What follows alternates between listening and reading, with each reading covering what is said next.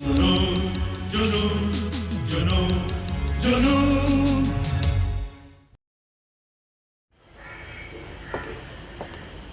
Good evening अधिकारी साहब। अरे आओ आओ सुमेर आओ। भाई तुम कहाँ थे? तुम्हारे घर पर फोन किया, ऑफिस में तलाश किया, तुम गए कहाँ थे? क्या बताऊं अधिकारी साहब, तकदीर में ही चक्कर है। मुझे मालूम था आप भी परेशान होंगे, तो आपके ऑफिस गया तो वहां से पता चला कि आप घर आ गए। तबीयत कुछ ढीली थी। अच्छा ये बताओ, कुछ पता चला? आपका अंदाजा सही निकला। ये सारे फ्लैट्स उस रईसजादे ने ही लोगों के नाम पर खरीद रखे हैं। तुम्हें ये बात कहां से मालूम? कल रात टेलीफोन करके उसने खुद ही बताई। आपको मालूम नहीं वो कैसे एक एक नश्तर चुभ होकर बात कर रहा था। देखो मेरी बात का कोई गलत मतलब नहीं निकालना। ये जंग भी तो हम ही ने शुरू की थी।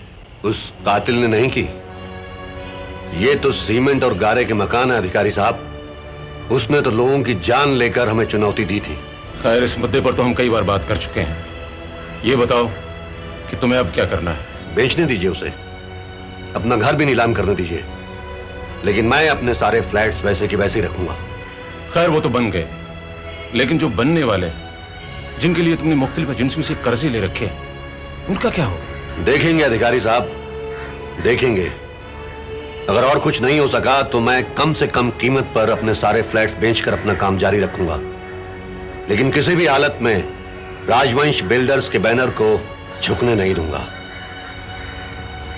देखो सुमेर, अभी भी सुलह हो सकती है।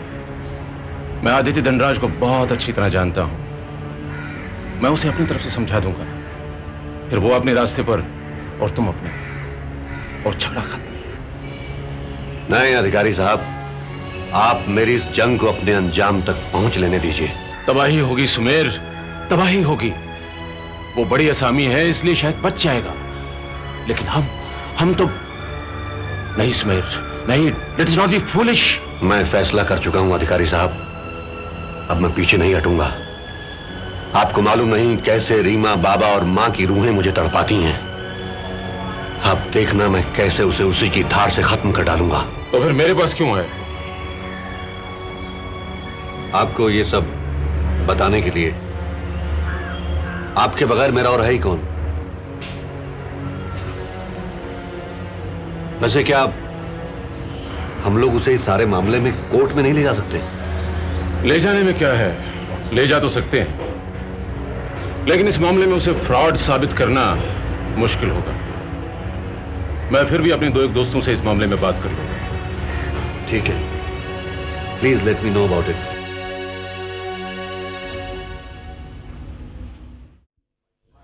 ये तो आपने हमें बीच मझधार में लाकर खड़ा कर दिया के साहब। वो हम पर एक एक वार करता जाता है और हम उसका कोई जवाब नहीं दे पाते। कल शाम तक उसे काटकर फेंक देंगे, ऐसे कि उसकी लाश तक नहीं मिलेगी। नहीं, ये हमारी जीत नहीं होगी। मैं चारों तरफ से उसके लिए कोई ऐसा जाल बुनना चाहता हूं कि उसके लिए सांस लेना भी मुश्किल हो जाए। आप सिर्फ हुक्म कीजिए राजा साहब कि उसकी जड़ों को कहां कहां से काटना है। उसने मेरे एक गोदाम पर छापा डलवाया था, अब मैं उसके हर गोदाम को जलाकर राख कर देना चाहता हूं। तो समझ लीजिए कि राख हो गए। उसकी फैक्ट्री में काम करने वाले एक फोरमैन के भाई को मैंने अपने घेरे में ले लिया है। मसीता नाम है उसका, वो आपको अच्छी तरह से जानता है। मसीता माधव उस तक कैसे पहुंच गए? उसी आदित्य धनराज के चाचा के जरिए। वो मस्खरा मनमोहन, अब समझ गया। लेकिन आप चिंता मत कीजिए राजा साहब, मसीता अपना ही आदमी है, घर का भेदी। आप ऐसा कीजिए, उस मनमोहन को मेरे पास भेज दीजिए, आपका काम हो जाएगा। आप इस तरह मेरी तरफ क्या देख रहे हैं? भरोसा कीजिए, आपका काम हो जाएगा। भरोसा तो है के साहब, मगर डर है कि कहीं किसी को पता ना चल जाए। राजा साहब, आपको अभी तक के काम की सफाई पर यकीन पैदा नहीं हुआ। वो गोदाम जलेंगे, आप कहें तो सब एक साथ, आप कहें तो एक के बाद एक। क्या बम से उड़ा देंगे? वो आप केके पर छोड़ दीजिएगा। मसीते को टाइम बॉम्ब हैंडल करने में खास ट्रेनिंग दी गई है। वो यही धंधा करता है। नहीं तो आज के जमाने में 3-3 बीवियां कौन रख सकता है। लेकिन इस बार कोई और तरकीब सोचनी होगी कि लोगों को लगे कि आग लगाई नहीं गई बल्कि लग गई। ठीक है, अब ये सब आप ही के हाथ में है। फिलहाल ये रख लीजिए, कम हो तो बता दीजिएगा। मसीते का इनाम अलग होगा। और एक बात और, आप उस जोकर से ये मत कहिए कि हम मसीते से क्या काम करवाना चाहते हैं। उस कम वक्त की जबान बंद नहीं रहती है। वो कुछ न कुछ चर करता रहता है। मुझे मालूम है, मैं खुद उसकी हरकतों से बहुत तंग हूं। अच्छा, ऑल द बेस्ट।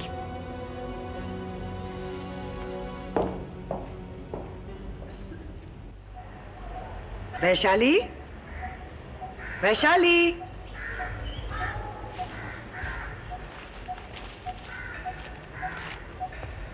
ओह, तो आप यहाँ बैठकर घर बना रही हैं। फ्रॉक पे सब कीचड़ लग गया। अब तो धुलने ही वाला है ना मम्मी।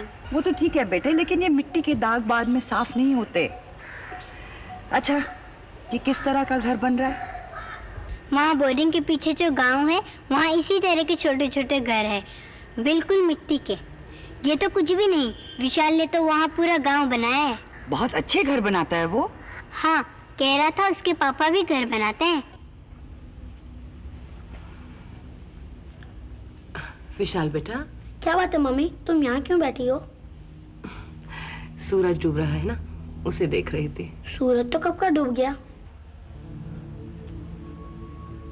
अरे हाँ, सूरज तो डूब गया। तुमसे कुछ पूछना है। अरे वाह, अब हमारा बेटा इतना बड़ा हो गया है कि हमसे पूछताछ करने लगा है। पूछो थानेदार साहब, क्या पूछना है? तुम उदास क्यों हो? नहीं बेटा, मैं उदास नहीं हूँ। झूठ, मुझे मालूम है तुम उदास हो। अरे वाह, कोई जबरदस्ती है क्या? तुमने खाना भी अच्छी तरह से नहीं खाया। मैंने तुम्हारे साथ ही तो खाना खाया है। मैं देख रहा था तुम कितना खा रही थी। तुम्हारा पापा से झगड़ा हुआ है ना? था, हम क्यों झगड़ने लगे? तो कल रात को वो जोर जोर से क्यों बोल रहे थे? कल रात किसी का टेलीफोन आया था बेटा, उस पर गुस्सा हो रहे थे। तुम झूठ बोल रही हो। आज सुबह वो मेरे कमरे में भी नहीं है, सीधे बाहर चले गए।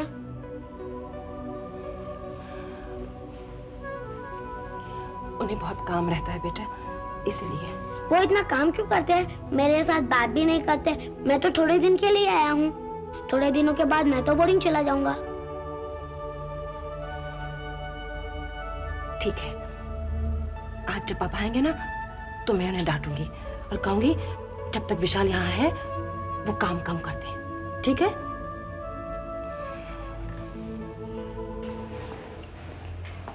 अरे ओ बड़े मियाँ, आज बाहर कहीं हाथ साफ नहीं कर पाए तो इधर का रुक किया? यहाँ कुछ नहीं मिलेगा। यहाँ सब लूटने वाले हैं, कोई लूटने वाला नहीं। मसीता माधव कहाँ है? मुस्ताद, वो वहाँ बैठे हैं उस कुर्सी पर।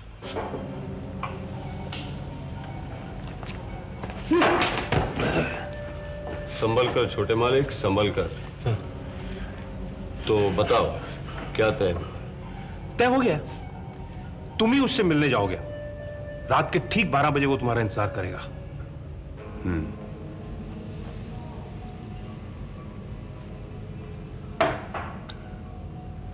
नामा कितना तय हुआ है? काम भी वही समझा देगा और नामा भी वही तय कर देगा। नहीं। तुम्हें उस पर भरोसा नहीं क्या? फिर वो जो कहे मंजूर है, लेकिन रोकड़ा तू ही लेके आएगा। वो भी एडवांस में लेता है और उसका एक चेला भी। ठीक है, मैं चलता हूं।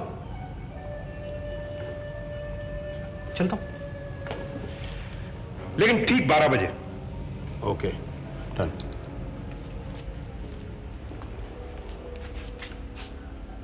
विस्की तो दूर, साले ने ठर्रे तक को नहीं पूछा।